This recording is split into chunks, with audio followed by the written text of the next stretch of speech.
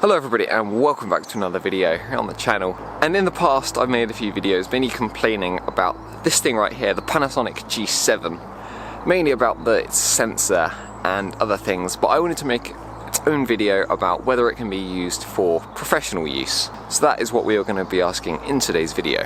And to start off I'd like to say yes, this camera can be used professionally because I'm using this camera professionally and it brings money in. So overall, yes. What are the criteria for a professional camera? And I wouldn't say there is one. There isn't one set in stone. The one thing that's incredibly important is having interchangeable lenses. Lenses are really important in the storytelling process. A wide-angle lens would say something completely different to a telephoto lens. And also when it comes to focusing on specific subjects, you need wide apertures. So, criteria number one. Criteria number two isn't exactly a criteria, but I would recommend getting a camera with 4K. As much as it's not mandatory right now, it's best to future-proof yourself, and it's something that a lot of clients actually want. And luckily, that is something this camera has. Shoots 4K at 25 frames per second, which is perfectly decent, and is pretty crisp with the right lenses. People that I work with actually require 4K, so having this camera with the 4K capability is so important for me. Another thing this camera has is a Cine-like D flat picture profile, which is nice when it comes to color grading. It's not quite as good as Canon's log and Sony's S-log profiles, but it's flat enough that you can work with it quite well. The highlights and whites always seem to be blown out, which is a bit annoying. So overall, it's a good camera with 4K.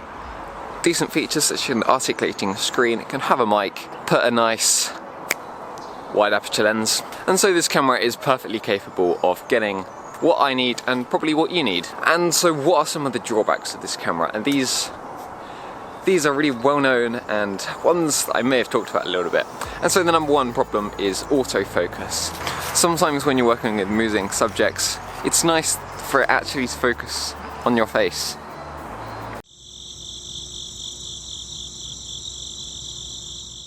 Or the subject that you actually want to look at, but it doesn't like to do that. It's not saying that you need good autofocus, but it's something that will make your shoots a lot quicker and a lot easier and a lot less frustrating. One thing I hate doing is shooting an entire video and then getting back into editing and realise that most of the video is out of focus. Cheers for that one, Lumix. You've all expected it. The problem with the sensor. But the problem I have is low light performance.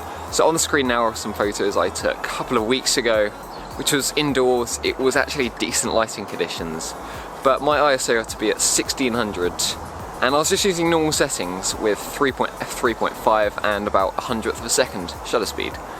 But as you can see, zooming in really closely, the noise is absolutely disgusting.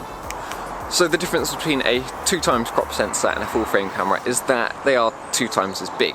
And for example, comparing this to the Sony A7S Mark II with I think a 12 megapixel camera, you have a sensor that's double as big with 8 or something less megapixels.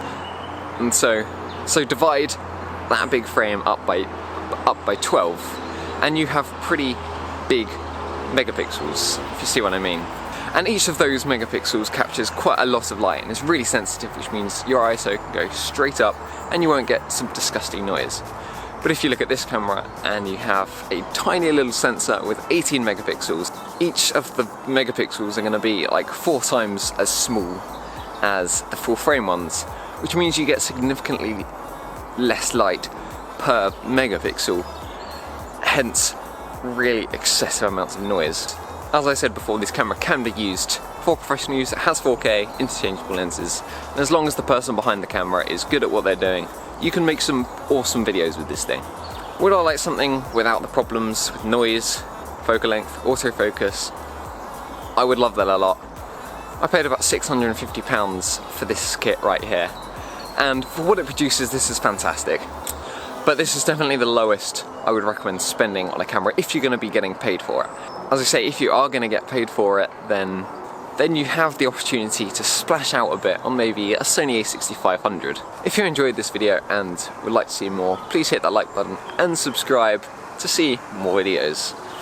We have a load of cool stuff for 2018, so see you in the next one. Goodbye.